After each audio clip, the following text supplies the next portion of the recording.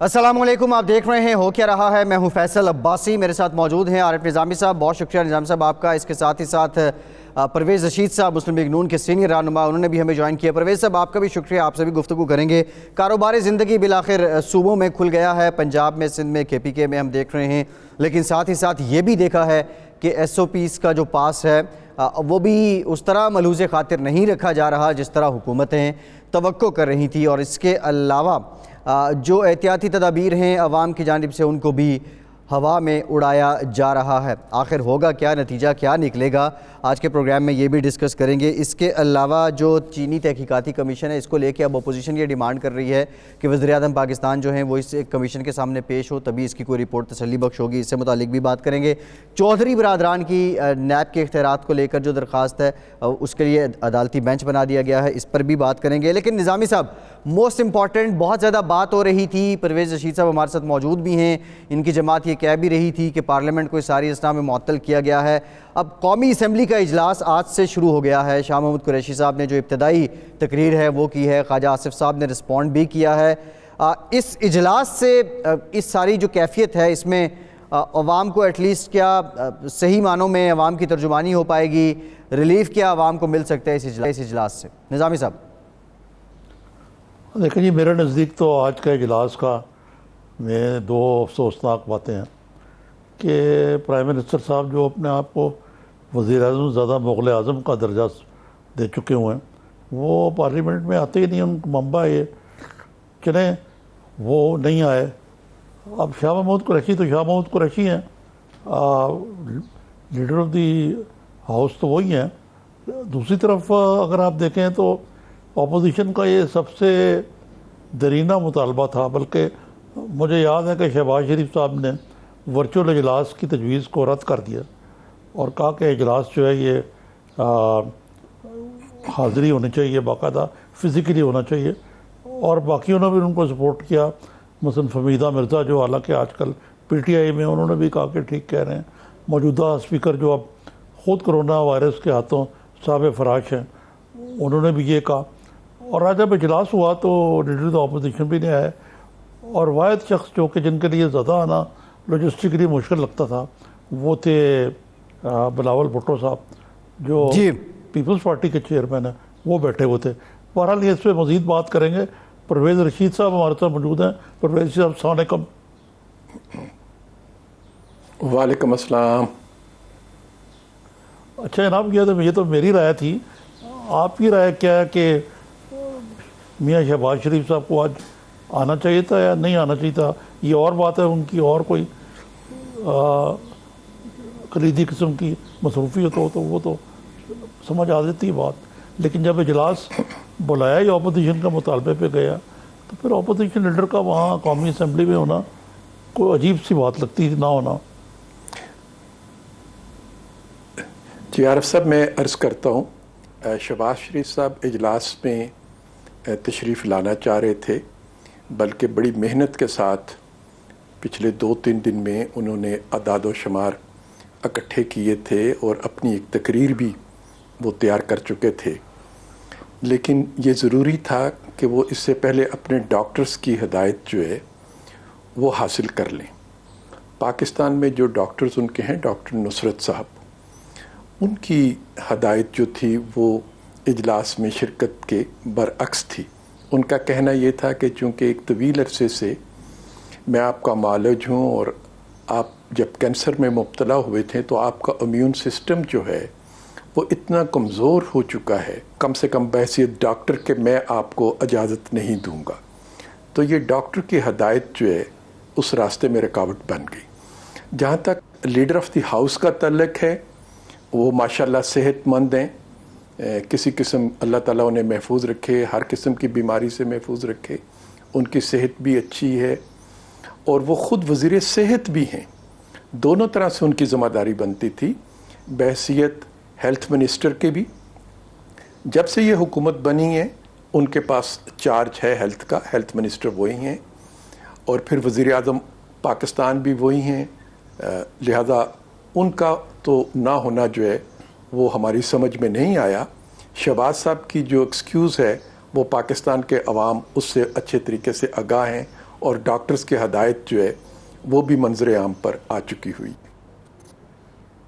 لیکن بتائیے پرویز رشید صاحب، اگر یہ ایسی بات تھی تو جب باقی اسٹیک ہولڈرز کہہ رہے تھے کہ یہ زوم پہ یا ورچوئل اجلاس کر لیا جائے، اسکائپ یا ایسے الیکٹرانکلی اپنے اپنے گھر بیٹھ کے یا اپنے اپنے دفتروں میں بیٹھ کے، تو اس وقت تو آپ کی جماعت نے اور میاں صاحب نے بڑا سخت سٹینڈ لیا کہ جی ہر حالت میں یہ اجلاس جو ہے وہ ہونا چاہیے، فزیکلی ہونا چاہیے اور وہاں سب کو موجود ہونا چاہیے. جملہ احتیاط جو وہ اختیار کی جا سکتی ہیں. تو اگر ایسا ویو تھا تو پھر ایک دم کیا چیز ہوئی ہے؟ ڈاکٹروں سے پہلے مشورہ لے کے ان کو یہ کہنا چاہیے تھا. عارف صاحب، میں نے جیسا کہ عرض کیا آپ کی خدمت میں، ایک تو آئین کا اور قانون کا تقاضا تو یہی ہے کہ ہاؤس جو ہے وہ اسی شکل میں بلایا جا سکتا ہے. کوئی قانون میں اس کی گنجائش نہیں ہے کہ اسے آن لائن اجلاس کیا جائے. قانونی طور پر ہاؤس اسی شکل میں ہوتا ہے. شہباز صاحب نے جو مطالبہ کیا تھا وہ بالکل درست مطالبہ ہے کہ ہاؤس کا اجلاس ہونا چاہیے تاکہ نیشنل اسمبلی اور سینٹ پارلیمنٹ عوام کے نمائندہ ادارہ ہونے کے طور پر رہنمائی کا فریضہ بھی انجام دے. جی اور جو رہنمائی کا فریضہ بھی انجام دے، اور ہمارے ہاؤس کے تمام ممبر جو ہیں، اراکین جو ہیں، جو شہباز صاحب کی غیر موجودگی میں فریضہ انجام دیتے ہیں، خواجہ آصف صاحب پارلیمانی لیڈر کے طور پر وہ ہاؤس میں موجود ہیں. ہمارے دوسرے اراکین بھی موجود ہیں. سابق وزیر اعظم شاہد خاقان عباسی صاحب بھی ہاؤس کے اراکین میں شامل ہیں، وہ بھی ہاؤس کے اجلاس میں شرکت کریں گے. باقی اراکین بھی شرکت کریں گے. شہباز صاحب کا جیسا کہ آپ خود ذاتی طور پر جانتے ہیں کہ ان کا بہت ہی پیچیدہ قسم کا مسئلہ ہے اور ایک ایسا موذی مرض ہے جس کا ذکر کرنا بھی بار بار اچھا نہیں لگتا. اور ان کے ڈاکٹرز کی سختی کے ساتھ ہدایت یہ تھی، اور جیسا میں نے آپ کو بتایا کہ وہ تو اپنی تقریر بھی تیار کر چکے ہوئے تھے اور ان کی بڑی شدید خواہش تھی کہ وہ خود ہاؤس میں شامل ہوں. لیکن اب ہم جو سب لوگ ہیں، ہم بھی انہی کے نمائندے کے طور پر اپنے پاکستان مسلم لیگ نون کے وہ صدر ہیں، تو جو ہدایات انہوں نے دی ہیں انہی ہدایات کی روشنی میں ہم اپنا بھرپور کردار ادا کریں گے. کسی ایک فرد کی وجہ سے ہاؤس کے اجلاس کو، جیسے اسپیکر صاحب جو ہیں وہ خود اس موذی مرض کا شکار ہو چکے ہیں، لیکن یہ کہنا کہ چونکہ اسپیکر صاحب موجود نہیں تو ہاؤس کا اجلاس نہ کیا جائے، اسی طریقے سے اگر کوئی دوسرا رکن جو ہے وہ کسی مرض کی وجہ سے ہاؤس میں نہیں آ سکتا تو اس بنیاد پر ہاؤس کے اجلاس کو تو نہیں روکا جا سکتا تھا. تو جو ان کا فرض تھا وہ انہوں نے اپنا پورا کیا کہ ہاؤس کا اجلاس ہونا چاہیے. اس کے لیے انہوں نے کوشش کی، بالآخر یہ ریکوزٹ کیا گیا اجلاس اور آج اجلاس ہو رہا ہے. ہماری درخواست پہ ہو رہا ہے اور ہم اپنا بھرپور کردار اس میں ادا کریں گے. پرویز صاحب، آپ نے اسپیکر صاحب کا بھی ذکر کیا ہے، لیکن شہباز شریف صاحب کا معاملہ ہم دیکھیں تو ذرا ڈیفرنٹ ہے. اجلاس کے لیے سب سے زیادہ جو آواز بلند کی وہ آپ کی جماعتی تھی، اس میں شہباز شریف صاحب بھی سر فہرست تھے. لیکن شہباز شریف صاحب کا پاکستان سے باہر جانا ہو یا اجلاس میں شرکت کرنا ہو، یہ ان کا آنا جانا ہمیشہ ایک تجسس کا شکار رہتا ہے. پہلے تو یہ آواز اٹھ رہی تھی وہ پاکستان کب آئیں گے، پھر پتہ نہیں چلا، اچانک سے وہ واپس بھی آ گئے. پھر اب اجلاس بلا کے اور اجلاس بلانے کے بعد اب وہ خود وہاں پہ نہیں ہیں، وہ غائب ہو گئے ہیں. یہ ان کی آنیاں جانیاں ہمیشہ وہ عوام کو، یہ میڈیا کو اس ٹو میں کیوں لگائے رکھتے ہیں کہ ان کی ساری مانیٹر ہو یہ حرکات، اور ایٹ دا اینڈ وہ کبھی غائب ہو جاتے ہیں، کبھی سامنے آ جاتے ہیں. واٹ از دس؟ جو بھی متحرک شخص ہوتا ہے، جو اپنی زندگی میں تحریک رکھتا ہے، یقیناً اس کے اوپر لوگوں کی نظر ہوتی ہے اور ان کے آنے کے مثبت نتائج ہوئے ہیں. انہوں نے پاکستان میں آئے، وہ پاکستان سے غیر حاضر رہ سکتے تھے، باہر تھے ملک سے، اور وہ نہ چاہتے تو ملک سے دور بھی رہ سکتے تھے. پھر آپ یہ تنقید کر رہے ہوتے کہ وہ ملک واپس کیوں نہیں آئے. وہ پاکستان آئے اور ان حالات میں آئے جبکہ پاکستان میں ایک وبا جو تھی وہ پھیلی ہوئی تھی. انہوں نے آ کے یہاں پہ پارٹی کے جو اجلاس ہیں وہ منعقد کیے ہیں، اور بحیثیت لیڈر آف دی اپوزیشن دوسری سیاسی جماعتوں کے ساتھ بھی وہ مسلسل رابطے میں ہیں. انہوں نے اپنا کوئی کام جو اس کو ادھورا نہیں چھوڑا، انہوں نے اپنے سارے کام مکمل کیے ہیں۔ صرف اس اجلاس میں شرکت کا جو معاملہ تھا وہ چونکہ ڈاکٹرز کی ہدایت یہی ملی تھی، اور ڈاکٹرز کی ہدایت پر عمل کرنا جو ہے وہ خود ہم اپنے لوگوں کو آج روز ہم یہ سبق دیتے ہیں کہ بھئی آپ احتیاط سے کام لیں۔ تو انہوں نے ایک اچھی مثال قائم کی ہے احتیاط سے کام لے کے دوسرے لوگوں کے لیے بھی، کہ جو لوگ کسی قسم کی بیماری میں مبتلا ہیں وہ کسی اجتماع میں نہ جائیں، حتیٰ کہ عبادت سے بھی ان لوگوں کے بارے میں جو ہدایات ہیں وہ کہ وہ مسجد میں نہ جائیں۔ تو شہباز صاحب نے تو ایک زندہ مثال قائم کی ہے، ہمیں یقیناً انہیں اپریشیٹ کرنا چاہیے کہ وہ اپنا فرض بھی پورا کر رہے ہیں اور احتیاط کا جو دامن ہے اس کو بھی انہوں نے تھاما ہوا ہے۔ جی نظامی صاحب، دیکھیں بات یہ ہے کہ اس کا مطلب تو یہ ہوا نا کہ یہ تو جانیاں ہی ہے نا ایک قسم کی، کہ اب وہ جو آپ بتا رہے ہیں اس کا مطلب ہے کہ شہباز شریف صاحب جو ہیں وہ تو نہیں آئیں گے اس اجلاس میں۔ اس طرح جو آپ کا ایک مورل ہائی گراؤنڈ تھا اس میں میرا خیال ہے ایک تھوڑا سا فرق آیا کہ جب آپ کہیں گے کہ جناب عمران خان صاحب تشریف نہیں لائے تو اپوزیشن تو یہی شور مچائے گی کہ شہباز شریف صاحب جو ہیں اجلاس بلوا کے خود ریکویزیشن کروا کے پھر نہیں آئے۔ دوسرے آج کل یہ بھی ایک خبریں بعض میڈیا آؤٹلیٹ سے چل رہی ہیں کہ وہ پھر لندن جانے کا سامان باندھ رہے ہیں، اس میں کچھ حقیقت ہے؟ نظامی صاحب، یہ ہمارے سیاسی مخالفین اس قسم کی بہت سی باتیں جو ہیں اڑاتے رہتے ہیں۔ پہلے ان کا کہنا یہ تھا کہ وہ واپس نہیں آئیں گے، تو وہی لوگ اب یہ کہہ رہے ہیں کہ وہ واپس جانا چاہ رہے ہیں۔ جیسے ان کی پہلی بات غلط ثابت ہوئی اسی طریقے سے ان کی دوسری بات بھی درست ثابت نہیں ہوگی۔ اچھا یہ بتائیں جی کہ یہ پاکستان میں کرونا وائرس کا جو پہلا کیس ہے وہ سندھ میں ہوا تھا 26 فروری کو۔ آج اب اس سے 30,000 سے زیادہ لوگ، بلکہ تقریباً 40,000 لوگ متاثر ہو چکے ہیں اور 662 اپنی جان بھی کھو بیٹھے ہیں اس وائرس کے تحت۔ اور گزشتہ 10 روز میں 13,500 سے زائد کیسز جو ہیں وہ نئے ہوئے ہیں، اور جس میں 276 اموات دیکھنے میں آ رہی ہیں۔ تو یہ تو ایک طرفی کہانی ہے کہ یقیناً پاکستان میں گراف جو ہے اب بہت تیزی سے اوپر جا رہا ہے۔ تو یہ جواز کہ جی پاکستان تو بہت کم ہے، محفوظ ہوا ہے اس سے، یہ فیصلہ قبل از وقت کرنا کہ ایسا ہے، لیکن اس کے باوجود لاک ڈاؤن میں نرمیاں اور ترجیحات جو ہیں اس میں یہ کہ جی ہم تو بے روزگار اور غریب آدمی کی وجہ چاہتے ہیں کہ شٹ ڈاؤن نہ ہو، معیشت کا پہیہ چلتا رہے۔ تو آپ اس کو کس طرح دیکھتے ہیں اس ساری لاجک کو؟ کیونکہ مسلم لیگ کا بھی جو پوائنٹ آف ویو ہے وہ مجھے کوئی نیم درون نیم برون لگتا ہے اس لاک ڈاؤن کے بارے میں۔ نظامی صاحب، لاک ڈاؤن کے بارے میں ہماری پالیسی بالکل واضح رہی۔ لاک ڈاؤن کے علاوہ دوسرا کوئی حل نہیں تھا کہ اس وبا کو روکنے سے بچایا جائے۔ لیکن اگر آپ لاک ڈاؤن میں خود لاک ڈاؤن کا اعلان بھی کر دیں اور خود لاک ڈاؤن کے خلاف پراپیگنڈا بھی کریں، ٹھیک ہے، ایک بریک لیتے ہیں پرویز صاحب، یہیں سے گفتگو کا سلسلہ جوڑیں گے کہ نون لیگ کی پالیسی پہلے کیا تھی اب کیا ہے اور آنے والے دنوں میں کیا ہوگی۔ ایک بریک کے بعد اسی پہ بات کرتے ہیں، ہمارے ساتھ۔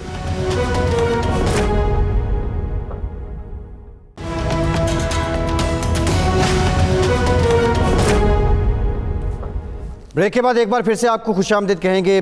نظامی صاحب، آپ نے بریک سے پہلے پرویز رشید صاحب سے پوچھا تھا کہ یہ نون لیگ کی پالیسی بھی ساری کیفیت میں ہم نے دیکھا کہ گو مگو کا شکار ہی رہی۔ پرویز رشید صاحب، آپ گفتگو کر رہے تھے، آپ بتا رہے تھے کہ نون لیگ کی ایکچوئل پالیسی کیا تھی اور اب کیا ہے۔ کو کلیئر کٹ نہیں پتہ لگتا ان کی پالیسی کیا ہے، یہ ذرا جی بلیک اینڈ وائٹ میں بتا دیں، بلیک اینڈ وائٹ میں پرویز رشید صاحب کیا پالیسی ہے؟ لاک ڈاؤن ہونا چاہیے تھا یا نہیں ہونا چاہیے تھا؟ ہو تو کیسا ہو؟ جی میں آپ سے عرض کرتا ہوں، دیکھیے ہم سب کو، حکومت ہے، سیاسی جماعتیں ہیں، پورا ہمارا معاشرہ ہے، اس میں ہمیں ان ہدایات پر عمل کرنا چاہیے جو ہمارے ڈاکٹر ہمیں بتاتے ہیں، کیونکہ اس وبا سے نپٹنا ڈاکٹرز کی ذمہ داری ہے، اور وہ اس کے بارے میں سب سے زیادہ جانتے ہیں، اچھا جانتے ہیں، اور وہی اس کی دوا تجویز کرتے ہیں۔ ہمارے ڈاکٹرز جو ہیں وہ پہلے دن سے یہ کہہ رہے ہیں کہ ہمیں سخت ترین لاک ڈاؤن جو ہے اس کو اختیار کرنا چاہیے۔ دنیا میں جہاں پہ بھی کامیابیاں ملی ہیں وہ سخت ترین لاک ڈاؤن کے نتیجے میں ہی حاصل کی گئی ہیں۔ ہماری بدقسمتی یہ رہی کہ جب وبا ہمارے ملک میں نرم تھی تو ہم نے اپنی طرف سے تھوڑا سخت قسم کا لاک ڈاؤن کرنے کی کوشش کیا نہیں۔ جب وبا ہمارے ملک میں سخت ہو رہی ہے، یعنی اپنا عروج حاصل کر رہی ہے، ہم نے لاک ڈاؤن کو نرم کر دیا۔ یعنی ہم جو فیصلہ وقت سے پہلے کرنا تھا وہ آج کر رہے ہیں، اور جو فیصلہ آج کرنا تھا وہ ہم نے پہلے کر لیا تھا۔ پھر ہم نے لاک ڈاؤن کے بارے میں شکوک و شبہات پیدا کیے کہ لاک ڈاؤن کا اعلان بھی کر دیا، لیکن وزیر اعظم خود بار بار آ کے لاک ڈاؤن کے نقائص جو تھے وہ بھی بتاتے رہے۔ اب پہلے سے ایک ایسا سماج جس میں پڑھے لکھے لوگوں کی تعداد کم ہے، سائنس پہ یقین کرنے والے لوگ، ڈاکٹرز کی ہدایات پر عمل کرنے والے لوگ تو بالکل ہی تھوڑی تعداد میں موجود ہیں، اس معاشرے میں جب وزیر اعظم کی سطح سے لاک ڈاؤن کا مذاق اڑایا جائے، لاک ڈاؤن کے بارے میں شکوک و شبہات پیدا کیے جائیں، لاک ڈاؤن کی مختلف قسمیں گنوائی جائیں کہ کرفیو والا لاک ڈاؤن کون سا ہوتا ہے اور سمارٹ لاک ڈاؤن کون سا ہوتا ہے، تو لوگوں نے پھر لاک ڈاؤن کو سنجیدگی سے لیا نہیں۔ لہٰذا ہم نے لاک ڈاؤن کر کے اس کے نقصانات سارے حاصل کر لیے، لیکن لاک ڈاؤن کے جو فائدے ہونے چاہیے تھے وہ ہم حاصل کرنے سے محروم رہے ہیں۔ مسلم لیگ نون کی رائے پہلے دن سے ایک ہی رہی ہے کہ جو ڈاکٹرز کہتے ہیں ڈاکٹرز کی بات کو سنو، ڈاکٹرز جو ہدایات دے رہے ہیں اس کو سنو، لیکن بدقسمتی یہ ہے کہ ہم نے ڈاکٹرز کی رائے کو نظر انداز کیا اور لاک ڈاؤن کو بھی ایک سیاسی مسئلہ بنا لیا، حتیٰ کہ اس کے نتیجے میں ہم نے صوبائی عصبیت بھی پیدا کرنے کی کوشش کی، اور بجائے اس کے کہ ہم ملک کو اور قوم کو متحد کرتے، ہم نے ان میں انتشار کی کیفیت کو پیدا کیا۔ ابھی بھی جس طریقے سے یہ بیماری بڑھ رہی ہے، جو اگر ہم جو لاک ڈاؤن ہے یہ اس کے بارے میں پرائم منسٹر کا تو شروع دن سے رویہ یہ ہے کہ میں کہتے ہیں نظریاتی طور پہ خلاف ہوں، پھر وہ ایک دلیل پیش کرتے ہیں کہ جو لاک ڈاؤن میں غریب آدمی مارا جائے گا اور جناب بے روزگار دیہڑی دار جو ہے وہ بھوکوں مر جائے گا، اور اتنے لوگ اور سطح غربت سے نیچے چلے جائیں گے۔ تو کیا آپ کا خیال ہے کہ جس طرح کی یہ لاک ڈاؤن کھولی جا رہی ہے اس سے یہ تو نہیں ہوگا، جس کو پنجابی میں نہیں میں اردو میں ٹرانسلیٹ کر دیتا ہوں، کہ ہم یہ قوم کو 100 جوتے بھی کھلائیں گے اور 100 پیاز بھی، کہ نہ اکانومی بحال ہوگی جس کے اور بھی بڑے جزیات اور وجوہات ہیں، اور لوگوں کی جو آلریڈی ایک گراف اوپر جا رہا ہے متاثرین کا ہزاروں میں، اور اموات بھی بڑھتی جا رہی ہیں، تو یہ تو میری رائے میں تو یہ انتہائی نقصان کا سودا ہے۔ نظامی صاحب، میں آپ کی بات سے 100% متفق ہوں، اور جو مثال آپ نے دی ہے وہ مثال بھی بالکل درست ہے کہ ہم نے نقصانات جو ہیں وہ حاصل کر لیے، فوائد حاصل کرنے میں ہم اتنے کامیاب نہیں ہوئے۔ ہمارے پاس دیکھیے پاکستان کی جو 70 سال کی تاریخ ہے، ہمارے پاس اس کی بہت سی مثالیں موجود ہیں، جبکہ پاکستان میں سارے کاروبار تقریباً بند ہو جاتے تھے، بے شک بھلے سے دکانیں کھلی بھی رہتی تھیں لیکن کاروبار نہیں ہوتا تھا۔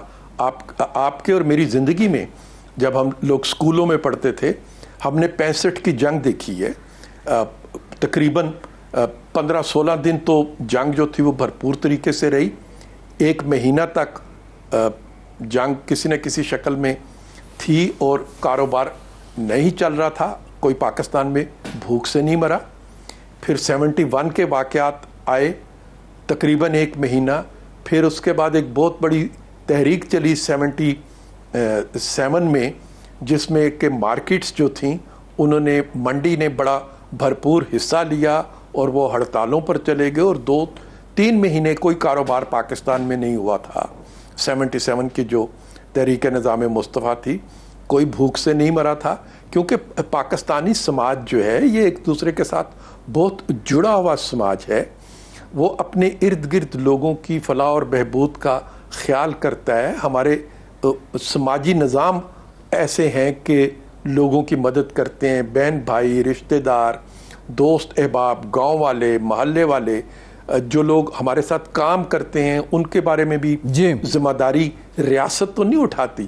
آج بھی اگر آپ کا ڈرائیور بیمار ہو جائے گا تو اس کا علاج نظامی صاحب کی ذمہ داری ہوتی ہے. پاکستان کی ریاست نے وہ ذمہ داری کبھی نہیں لی ہے.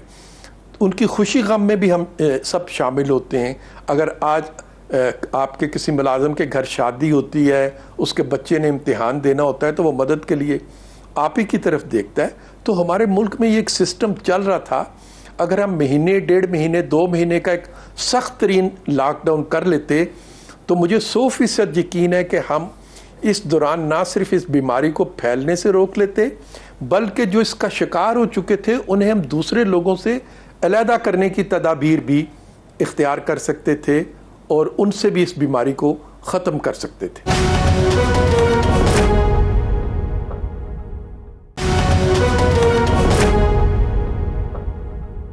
نظامی صاحب کچھ نیب کی بات بھی کر لیتے ہیں. پرویز رشید صاحب, شاہد خاقان عباسی صاحب نے کہا کہ جلد حکومتی چہرے بھی نیب میں نظر آئیں گے. اب نیب کو لے کے ایک ترمیمی آرڈیننس ہے, کچھ لیجسلیشن بھی ہونی ہے, اس سے متعلق بھی باتیں سننے میں آ رہی ہیں کہ نون لیگ جو ہے وہ کچھ ٹھنڈ کا شکار ہے. تو کیا اس بات کا مقصد یہ ہے کہ نون لیگ سمجھ رہی ہے اب حکومتی لوگوں کی باری ہے اور اس کے بعد جب یہ ٹینیور مکمل ہوگا تو نیب پھر آپ کی جماعت کے پاس ایک آلہ ہوگا؟ ایک تاثر تو یہ ہے, لیکن حقیقت میں تھوڑا سا آپ کے سوال کے پریمس سے تھوڑا سا اختلاف کرتا ہوں کہ شہباز شریف کے خلاف فریش کیسز بنا دیے گئے ہیں.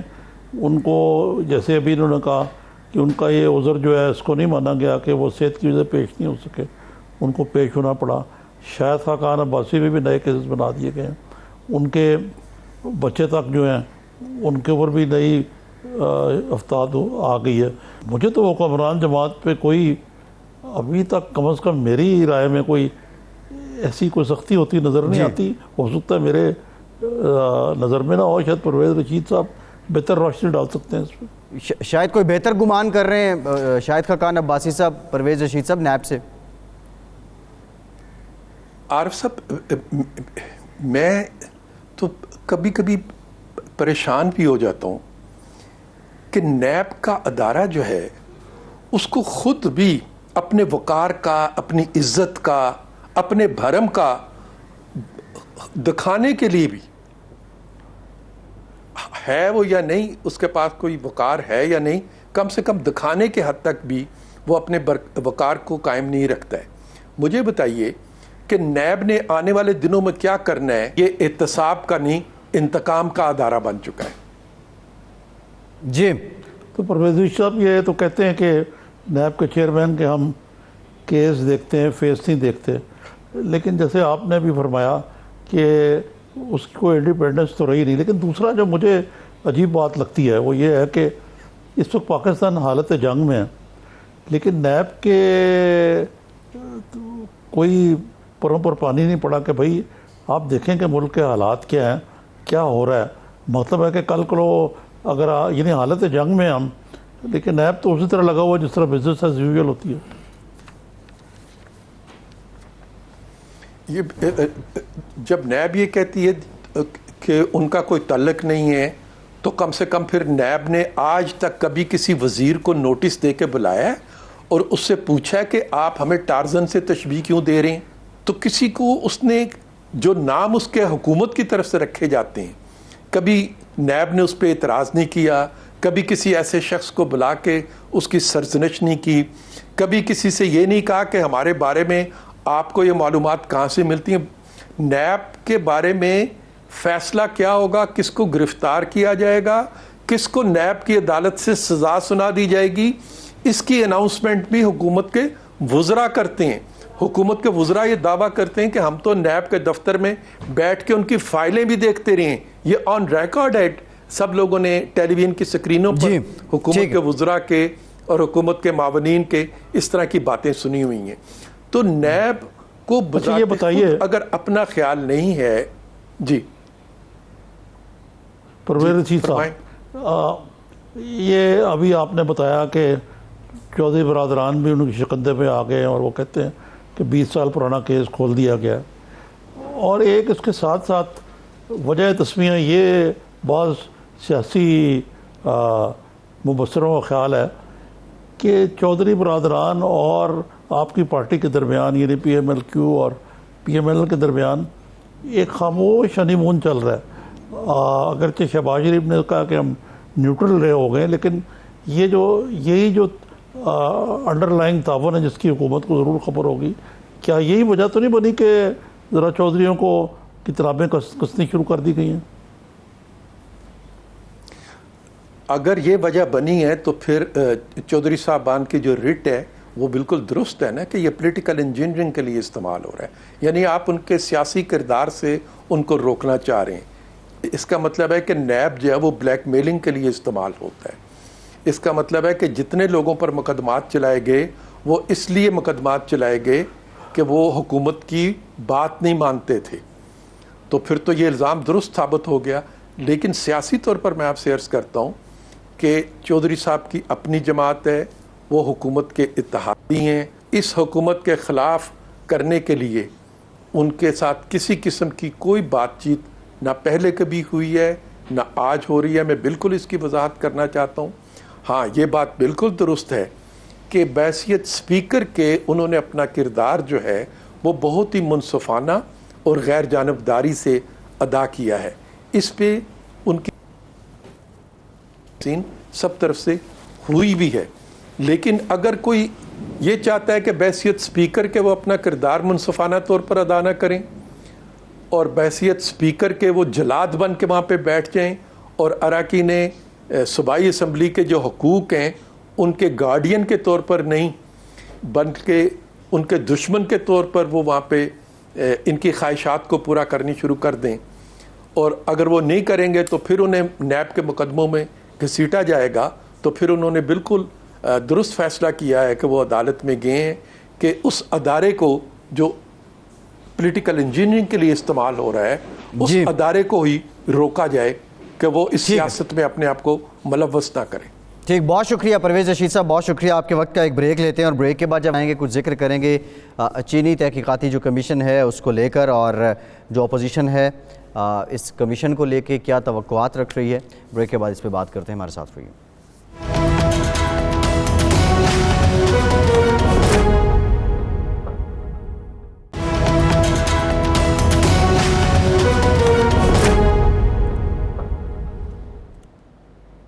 ब्रेक के बाद एक बार फिर से आपको खुशामदीद कहेंगे। निज़ामी साहब, परवेज़ रशीद साहब मौजूद थे हमारे साथ, लेकिन वो बात जो कर रहे हैं शहबाज शरीफ साहब की आज कौमी असम्बली इजलास में हाजिर ना होने की और जो इल्लत हुज्जत वो बयान कर रहे हैं, आपने उनसे सवाल ये भी पूछा था कि क्या पहले से शहबाज शरीफ साहब को इसका इल्म नहीं था या वो डॉक्टर से पहले ही मशवरा कर लेते। लेकिन बज़ाहिर सियासी तौर पर अगर पोलिटिकल ऑप्टिक्स पे जाया जाए तो मैसेज क्या है इस सारी मूवमेंट में कि आप इजलास बुला रहे हैं और फिर खुद नहीं आ रहे? आप देखें ना, मैं प्रोग्राम कर रहा हूँ ना बैठा हुआ स्टूडियो में, मैं भी बड़ा वल्नरेबल हूँ कई वजूहात से की वजह से जी। लेकिन अगर ये जो फ़राइज़ मनसूबी हैं उनके भी कुछ तकाज़े होते हैं, तो ये जब मर्जी होता है ये नाजुक अंदाम बन के तो तरह दे देते हैं शहबाज शरीफ साहब। अब देखें क्या मॉरल हाई ग्राउंड रह गई है PMLN की इस मामले में कि जी इजलास बुलाया जाए, क्या इजलास बुलाया जाए? आप बताइए, आपने इनिशिएटिव तो दे दिया ना जो है वो बिलावल भुट्टो साहब को, वो वहाँ बात भी दो टोक और दबंग तरीके से करते हैं। मुझे तो ये मालूम नहीं कि शहबाज शरीफ अब किन डॉक्टरों के मशवरे पे नहीं आए या वो इस मामले में को वाज़ेह स्टैंड नहीं लेना चाहते। उनकी और मजबूरियाँ हैं, जो उनकी इस्टेब्लिशमेंट की पॉलिटिक्स है वो उसकी असल वजह है। अच्छा निज़ामी साहब, बता सकते हैं निज़ामी साहब, ये परवेज़ रशीद साहब से भी जानने की हमने कोशिश की थी लेकिन वो कोई क्लियर जवाब नहीं दिया उन्होंने کہ شہباز شریف صاحب کو بالخصوص پچھلے 2-3 سالوں سے ہم جو دیکھ رہے ہیں ان کے ہر سیاسی پہلو میں ایک تجسس ہے، اور کہیں نہ کہیں ایسے ہے کہ لوگوں کو، اپنے ساتھیوں کو، اپنے حریفوں کو، ایون اپنے حلیفوں کو بھی اپنے پیچھے لگا کے رکھیں۔ وہی بات کہ وہ لنڈن چلے جائیں تو ان کا واپس آنا بھی ایک بہت بڑا معمہ ہوتا ہے، پاکستان آ کے قومی اسمبلی اجلاس میں جانا بھی معمہ ہوتا ہے۔ تجسس نہیں ہے، ایک دوغلا پن ہے، دوغلا پن۔ آپ دیکھیں جب میاں نواز شریف وطن واپس آ رہے تھے اپنی بیگم کو چھوڑ کے الیکشن میں حصہ لینے، اور جیل ان کا مقدر تھا، سب کو معلوم تھا کہ وہ اور ان کی بیٹی جو ہے آتے ہی ان کو پکڑ لیا جائے گا، وہ واپس آئے، شہباز شریف کا جلوس ہی پیچھے رہ گیا، وہ پہنچا ہی نہیں وہاں۔ یہ بھی اسی طرح کہ پتہ نہیں ان کو ڈاکٹروں نے تھرمامیٹر لگایا، کہا تھا کہ ٹیمپریچر زیادہ ہو جائے گا آپ کا اگر آپ ایئرپورٹ تک پہنچے۔ اسی طرح اس دوران انہوں نے جی ٹی روڈ والے بیانیے میں بھی شرکت نہیں کی اور کھل کر کہا، تو ان کا ایک الگ پوسچر ہے جس کی وجہ سے ان کی سیاست میرے نزدیک ختم ہوتی جا رہی ہے۔ آپ مجھ سے اگر سوائے اس کے کہ وہ شریف ہیں، اور کیا تو رہا امتیاز ان کا رہ گیا۔ شریف مراد کہ وہ شریف فیملی سے ہیں نظامی صاحب، آپ یہ کہنا چاہ رہے ہیں؟ نہیں، شریف بھی ہیں، شریف فیملی سے بھی ہیں، یہ تو نہ کہیں نا آپ۔ جی اب دیکھیں نا یہ کیا عذر لنگ ہے یار۔ پھر دیکھیں نا، اس سے زیادہ تو میں ان کی عزت کرتا ہوں فواد چودھری صاحب کی، جی کہ انہوں نے شروع سے کہا کہ یار یہ اتنے لوگ انفیکٹ ہو گئے ہیں، یہ علاج جو ہے ورچوئل ہونا چاہیے۔ انہوں نے انکار بھی کر دیا آنے سے۔ اور یعنی یہ بہت بڑی بات ہے کہ اپنے جو قائد ہیں عمران خان، ان کی بات کو جھٹلایا۔ اب سوال یہ ہے کہ کیا شہباز شریف صاحب کی صحت جو ہے وہ ہمیں سب کو پیاری ہے، ان کی جان، لیکن کیا جو باقی پی ایم ایل این کے ایم این ایز ہیں وہ بہت ہی کوئی ہٹے کٹے گوال منڈی کے کوئی باٹیں جو یا کوئی اور صحت مند ہیں جن کو کچھ نہیں ہو سکتا؟ جی میرا مطلب ہے کہ آپ کو خصوصی سلوک آپ سے ہونا چاہیے، حالانکہ جو وہ لیڈر آف دی اپوزیشن ہے، لیکن جس طرح ایم این ایز ہیں وہ بھی ایم این اے۔ ایک نظامی صاحب یہ تو المیہ رہا ہے نا پاکستان میں کہ لیڈرز خود کبھی بھی مثال نہیں بنے، اور لیڈرشپ کے لیے آگے آ کے وہ برابر کا کنٹریبیوشن نہیں رہا۔ نہیں بھائی یہ نہ کہیں آپ کبھی مثال نہیں بنے۔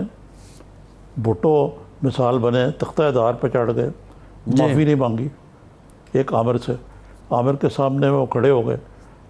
اب ان کے مخالفین جو مرضی پروپیگنڈا آج بھی کرتے رہتے ہیں کہ یوں ہو گیا، یہ ہو گیا، وہ ہو گیا، لیکن مثال تو بنے نا وہ۔ آج تک وہ مثال جو ہے اس کا ذکر کیا جاتا ہے۔ پھر ان کی صاحبزادی بے نظیر بھٹو مثال بنی نا کہ انہوں نے پاکستان میں جمہوریت کی خاطر، اس میں تو کوئی انکار نہیں کر سکتا نا کہ لیاقت باغ میں جو ان کا اس میں کوئی انکار نہیں ہے کیوں ہوا۔ ہاں جی تو یہ انہوں نے مثال نہ بنے، لیکن یہ جو پی ایم ایل این والے کی لیڈرشپ ہے، یہ قول و فعل میں بہت بڑا ایک بود ہے ان کے۔ اچھا نظامی صاحب ٹھیک ہے، آپ کی بات بالکل ٹھیک ہے اور میری تصحیح بھی ہو گئی، لیکن یہ پی ایم ایل این اور آپ نے پیپلز پارٹی کا ابھی جو کمپیریزن کیا ہے، اس وقت یہ حالات پی ایم ایل این اور پیپلز پارٹی کے کیسے ہیں؟ کیونکہ شہباز شریف صاحب کے ساتھ تو کوئی جی یہ دیکھیں، زرداری صاحب سے میرا ایک تعلق رہا ہے جی، اور اب جو پوزیشن ہے، آپ نے جو آج کی بات کا پوچھا ہے، آج بھی پرابلم یہ ہے کہ اس سارے سیناریو میں جو کرونا وائرس کے مراد علی شاہ صاحب جو ہیں، ان کی لیڈرشپ جو ہے اور ان کی عزت بنی ہے، ہمیں اضافہ ہوا ہے، اور پیپلز پارٹی کے بارے میں یہ تاثر تھا کہ بالکل ہی ناکارہ لوگ ہیں، ناکارہ پارٹی ہے، وہ بہت حد تک یہ تاثر جو ہے نا وہ دھل گیا، اور اس تاثر کو مزید تقویت پہنچائی ہے P M L A P T I کے وزیر جو ہیں کراچی کے اور سندھ کے، منفی پروپیگنڈا کر کے۔ جی اب ظاہر ہے کہ جتنا ان کا امیج بنا ہے، اسی طرح بلاول بھٹو صاحب جو ہیں وہ بھی بلا کم و کاست دو ٹوک بات کرتے ہیں، تو اس صورتحال میں پی ایم ایل این کے لوگ سوچتے تو ہوں گے یار کہ ایک تو وہ حکومت میں ان کو ایڈوانٹیج ہے. میرا خیال ہے یہ جو اس وقت بھی جو رشتہ ہے نا یہ مطلب ہے کہ خاموش کوائٹ ڈسٹرسٹ کا ہے اور جیلسی کا بھی ہے. جی پیپلز پارٹی اور نون لیگ کے درمیان اس کر پا رہے اور دیکھیں جی میرے نزدیک تو یہی ہے کہ یہ دیکھیں نا تاریخی طور پہ تو نون لیگ اور پی پی پی ایک دوسرے کے متحارب پارٹیاں نا ایک جی ایسا ہی ہے. پی ایم ایل این کا جو وجود ہے وہ ہی مرہون ملت تھا اینٹی پیپلز پارٹی ووٹ کی وجہ سے. جی اور ان میں کامیابی بھی ہوئی. ان کو ضیاء الحق ان کے بابا جانتے اس پارٹی کے. تو آج جا کے جب وہ میاں صاحب نے انقلابی بننے کی کوشش کیا تو جب ان کی مرضی ہوتی ہے انقلابی بن جاتے ہیں, جب مرضی ہوتی ہے وردی پہن کے سپریم کورٹ پہنچ جاتے ہیں میمو گیٹ میں. تو یہ جو دوغلا پن ہے اس کی وجہ سے ایک اعتماد کا فقدان جو ہے نا وہ بڑا ضروری ہے. اور آپ دیکھیں یہ کہ زرداری صاحب نے تو بالکل رائٹ آف کر دیا ہوئے نواز شریف کو. نواز شریف نے بڑی ملنے کی کوشش کی ان سے جب ان کی جب وہ بائی پاس کروانے کے لیے گئے تھے اس زمانے میں. زرداری صاحب ان کو ہاتھ نہیں آیا اور ابھی بھی انہوں نے اپنا رابطہ رکھا ہوا. لیکن اس کے باوجود میں یہ داد دوں گا پیپلز پارٹی کے کہ یہ نہیں ہے کہ انہوں نے دل کو لگا لیا ہے پی ایم ایل این کے طرف سے پیٹھ میں چھرا گھونپنے کو. وہ تعاون دونوں پارٹیز کے درمیان جاری ہے کیونکہ ان کا ایک مشترکہ جو سیاسی دشمن ہے وہ پی ٹی آئی ہے. ٹھیک ہے. اچھا نظامی صاحب ایک اور معاملہ جو چینی تحقیقاتی کمیشن ہے, سابق وزیر اعظم شاہد خاقان عباسی اور خرم دستگیر صاحب جو ہیں سابق وفاقی وزیر وہ پیش ہوئے اس کمیشن کے سامنے. شاہد خاقان عباسی یہ کہتے ہیں کہ جب تک موجودہ وزیر اعظم عمران خان صاحب اس کمیشن کے روبرو پیش نہیں ہوتے تو اس کی رپورٹ کو کوئی سیٹسفیکٹری یا تسلی بخش قرار نہیں دیا جائے گا. جبکہ اسد عمر صاحب کہتے ہیں کہ وزیر اعظم کی جگہ میں پیش ہوں گا, مجھے یہ کمیشن بلائے, میں چینی سے متعلق یہ ساری باتیں بتاؤں گا. اب یہ کیا جی وزیر اعظم کو وائس رائے تو نہیں ہے کہ وہ نہیں آ سکتے. اسد عمر ان کی جگہ پیش ہوں گا. قومی اسمبلی میں شاہ محمد قریشی ان کی جگہ پیش ہوں گے. تو خواجہ آصف شہباز شریف کی طرح پیش ہوں گے.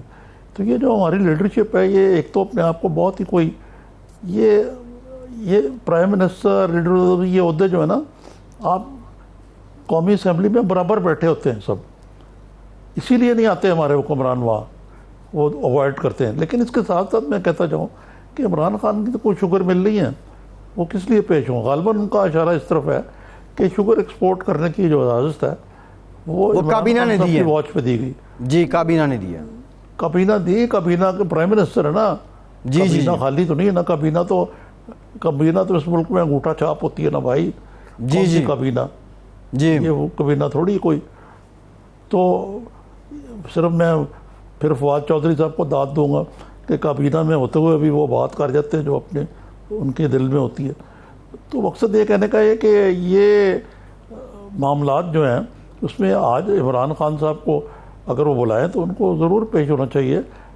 آج کل وہ کیا آپ نے ابھی کہا اسد عمر صاحب ایک زمانے میں بالکل آؤٹ تھے, ان کو بیچارے وزیر منصوبہ بندی اب بنے ہوئے ہیں, لیکن اس وقت وہ جہانگیر ترین صاحب کی جگہ وہ لے چکے ہوئے ہیں. ہر طریقے سے وہ ہیں اور جہانگیر ترین کے آپ کو پتہ ہے کہ بدترین شدید مخالف. جی ٹھیک ہے. نظامی صاحب پروگرام کا وقت ختم ہو گیا. آپ کا آج کے پروگرام سے اتنا ہی. فیصل عباسی کو اجازت دیجیے.